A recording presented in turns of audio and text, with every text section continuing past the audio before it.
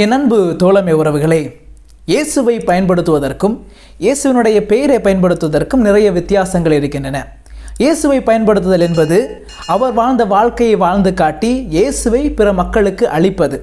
இயேசுவினுடைய பெயரை பயன்படுத்தல் என்பது அவருடைய பெயரை பயன்படுத்தி சுயநலத்திற்காக வாழ்வது, அதாவது புகழ்ச்சிக்காகவும் பணத்திற்காகவும் தங்களை விளம்பரப்படுத்திக் கொள்வது. அவ்வாறுபட்ட மனிதர்களிடம் மிகவும் கவனமாயிருக்க இன்று நம் ஆண்டவராய் இயேசு கிறிஸ்து கற்றுத்தருகின்றார். இன்றைய நற்செய்தியிலேயே பொய்யான மத போதகர்களை குறித்து நம் ஆண்டவராய் இயேசு கிறிஸ்து கற்றுத்தருகின்றார்.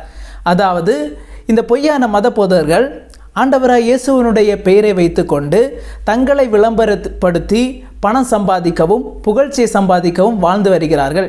எவ்வாறு என்றால், ஆண்டவர் எங்களை அனுப்பியிருக்கின்றார், அவர் எங்களுக்கு சக்தி கொடுத்திருக்கின்றார், அவர் எங்கள் மூலமாக உங்களை குணப்படுத்துகிறார் என்று தங்களையே புகழ்ந்து பேசி தங்களையே விளம்பரப்படுத்தி அதன் மூலம் பணத்தை சம்பாதித்து சொகுசான முறையில் வாழ்வதற்காக அவர்கள் இருக்கிறார்கள். அவர்களிடமிருந்து கவனமாக இருக்க ஆண்டவர் ஆகிய இயேசு கிறிஸ்து அழைப்பு விடுக்கின்றார். இவர்களை நாம் எவ்வாறு கண்டுபிடிப்பது, எவ்வாறு அடையாளம் கண்டுகொள்வது? இவருடைய வாழ்க்கை முறையை நாம் பார்க்க வேண்டும். இவருடைய வாழ்க்கை முறை இயேசு வாழ்ந்த வாழ்க்கையோடு ஒப்பிட்டு பார்க்க வேண்டும், அதோடு ஒத்து போகிறதா என்று.